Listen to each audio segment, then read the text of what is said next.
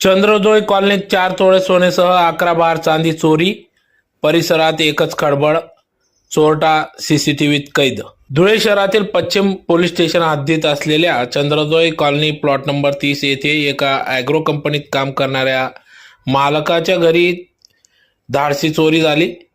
ते नाशिक येथे काही कामानिमित्त गेले असता घराचा कडी कोंडा तोडून चोरट्याने कपाटातून 4 तोळे सोन्याची माळ, 11 चांदी बार लंपास केले असून सदर चोरटा हा सीसीटीव्हीत कैद झाल्याचे समजते। तर याबाबत पश्चिम पोलीस स्टेशन येथे गुन्हा दाखल होण्याचे काम उशिरापर्यंत सुरू होते। तर यावेळेस श्वान पथक ठसे तज्ञांना पाचारण करण्यात आले होते।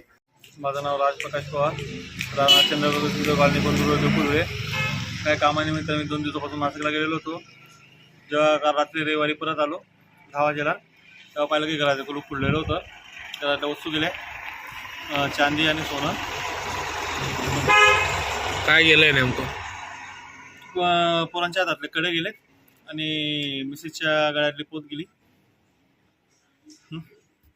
पोलीस कंप्लेंट केली आहे, पोलिसांनी घेतला आहे शोध, पोलीस गाडी येऊन गेलेले आहेत। पुढची कारवाई ते मला सांगणार काय करायची ते।